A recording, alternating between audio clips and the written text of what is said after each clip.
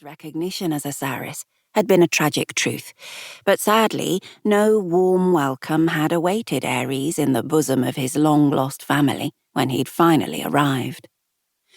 Ares had long told himself that he did not need that welcome now that he was an adult, but that house, the home of his paternal ancestry, could not, should not, be denied to him by some petty clause in a will. Of course, he could have gone to court and easily overturned his grandmother's will, but Ares refused to allow his sordid background to be exposed in an open court. As a child and teenager, he had undergone deep humiliation on that score. He would never subject himself to that anguish and embarrassment again. No, marrying a stranger simply to meet the exact terms of the will was, by far, the wiser option and a quick, clean solution to a thorny problem. And that recollection brought Ares straight back to this evening's idiocy. He groaned, pacing restlessly in the well-lit, boarded seating area by the side of the hotel's ornamental lake. His future bride, Verena Coleman, very much a paid role player in his determination to inherit that property, had demanded this private meeting with him. That the woman should demand anything set Ares's even white teeth on edge. Until that evening, he had never actually met the lady in the flesh, although she would become his wife at the end of the month. His lawyers had dealt with her. She had signed the watertight, complex contract, and for a very handsome price, she would show up at the altar and start acting as his fake wife. For a split second, Ares thought that he saw an odd shimmer of movement in the darkness below the trees, and he spoke in Greek to ask if anyone was there, and then in Italian.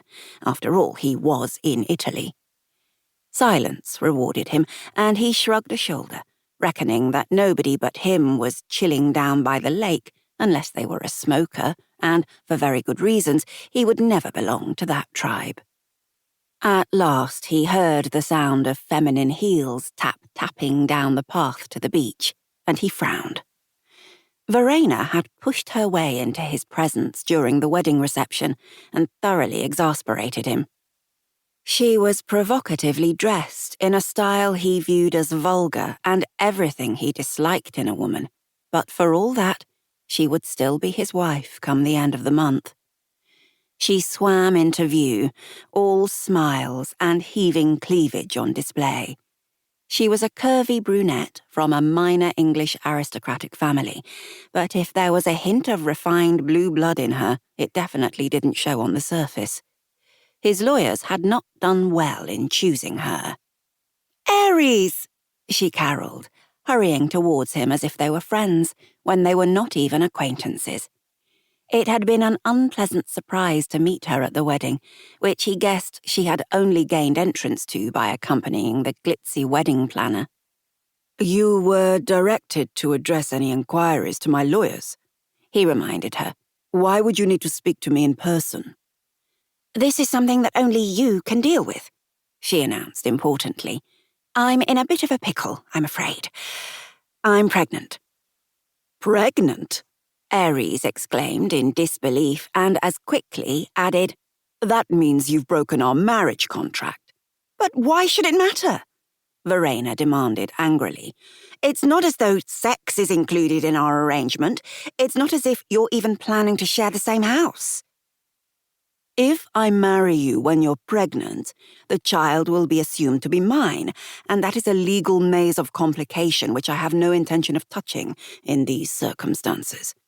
I do not want your child approaching me in the future believing that I may be his parent. I do not want the squalid rumors that would engulf us all over time either."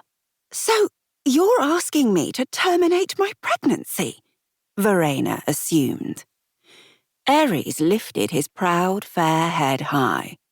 "I would not dream of making such a request of any woman, nor would I wish such a sacrifice to be made and laid at my door. No, it is much simpler than that. You've broken the contract. Our arrangement is now at an end." "You can't do this to me. I was depending on that money."